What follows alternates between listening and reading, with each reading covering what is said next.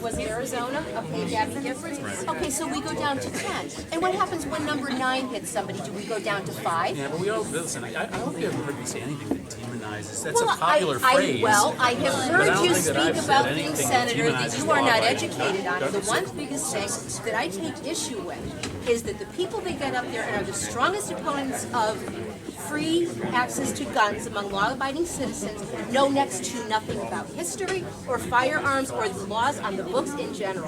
How dare you, or how dare anybody get up there and make an arbitrary statement about what a gun is or isn't, assault-style weapons included as well, because we're talking about something that looks scary. Listen, I admit that I'm not an expert on guns, but I'm not an expert on a lot of subjects. But then don't get up there and speak with authority. When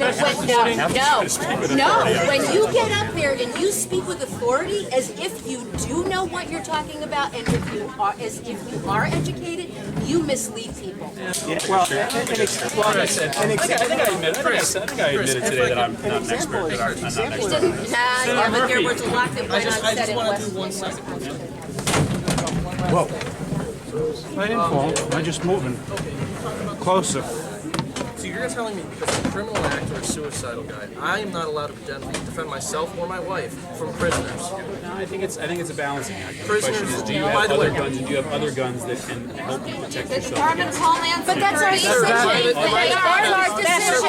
our decision. Sir, am I the combat veteran? Am I the one who's trained on firearms day in, day out for 8 years straight? Right, but you're not. But that's not a requirement to own a. Well, that's great, but I have a question: is who's the one to ask me what I should defend myself with? So let me ask you that. What about that question? Do you think that people should be required to have training in order to? Sure. Yeah. They are. Yes. In Connecticut, they are, and we are. NRA safety. We are required For a pistol permit, to walk into a. To get a Connecticut pistol permit, you need to pistol pass. permit. That's a pistol permit. You need to get the NRA safety course. Okay, fine, safety course. Then do a safety course it's for not. anyone. It's I'm not opposed safety. to that. I'm absolutely not opposed to that. But understand that criminals will never stop. You're talking about a pistol carry. Yes. To get That's a different thing. in Connecticut, you need one to buy one. Actually, pistols are far more dangerous than these rifles. I know, but that's a different. You don't need that to buy a rifle.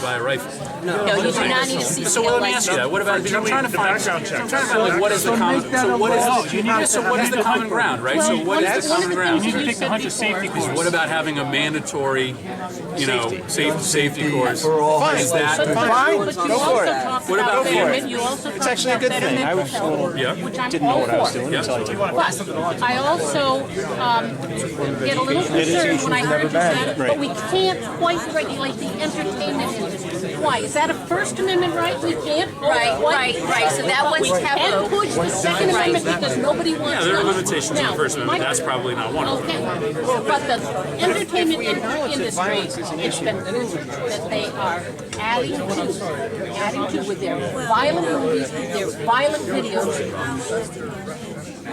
But yet we can't study touch that. because I'll tell you what all the experts say on violent video games is like, listen, I can intuitively say that of course these violent video games contribute to what these people do, but I'll just tell you that all the experts on this say that there's no, and I'm not defending this, I'm just telling you, will say that there's no data, right, that says that there's a connection between the violent video game. Now that doesn't make sense to me because, I mean, of course there's got to be some connection to all the stuff that this guy was watching and what he did, but supposedly there's no research studies that show that. In one example, my daughter-in-law worked with special needs kids.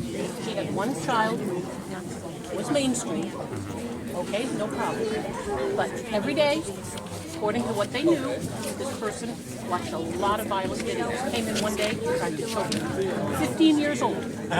15 years old, had her in the chokehold in the classroom. And so we were talking about this with some mental health experts the other day, and sort of what they say is that what they can start to show is that if you already have underlying serious mental health issues, and then you compound that by having all this exposure to the violent media, then that can have some. Deal with that. I mean, let's address that. And how about the psychotropic drugs that exacerbate the violent tendencies? Nobody's talking about the pharmaceutical industry.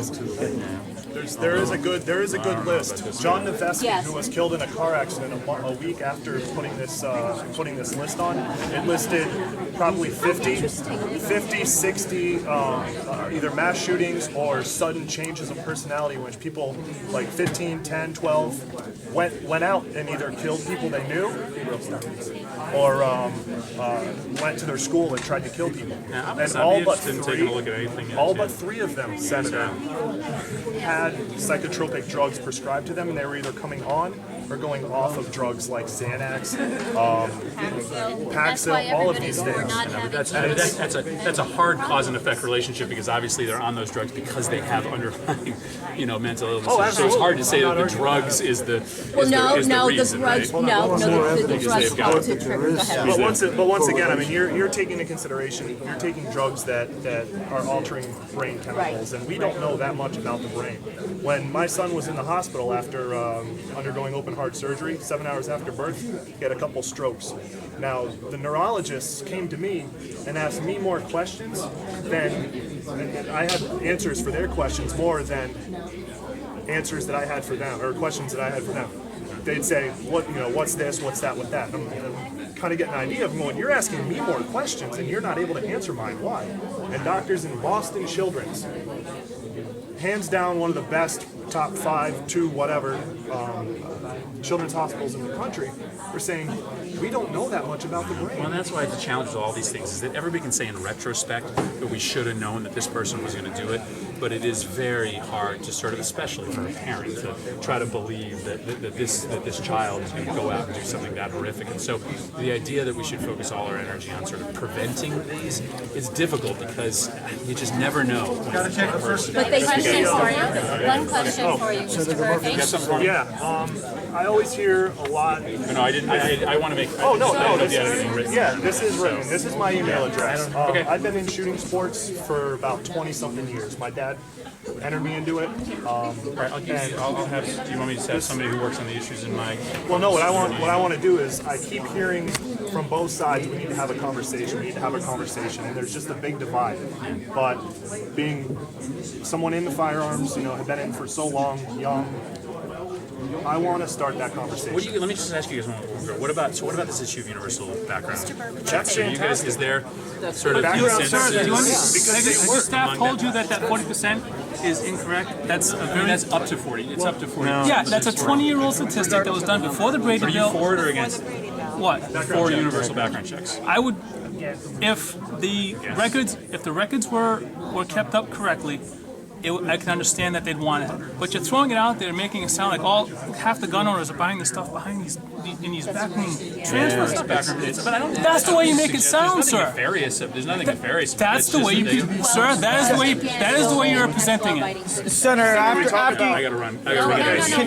Murphy, I gotta run. answer my question. A Thank you very Catholic much. priest told me the right to self-defense is a moral right. It was been in the Bible. St. Augustine talked about it. John Locke and the founding fathers thought enough of it to put it in the Constitution. Why do you think, and you and Governor Malloy know better than all of you? Why do you think that? That all the Bible, St. Augustine, John Locke, the founding fathers. Remember, we have people. And it was supposed to transcend time. But we have a separation of church and state in this country, where we have a variety of things John to Locke practice. So we has don't nothing make. to do with So church. we don't Founding make fathers have laws. nothing to do with the We church. don't make laws But at the court. Constitution and the amendments transcend time. So why do you think today that you, Governor Malloy, feel you know better? Well, we have to listen to the people that we represent. So that's where we derive our. That's where we derive our. Senator, may I leave you with this? Take this with you. My question is... Senator.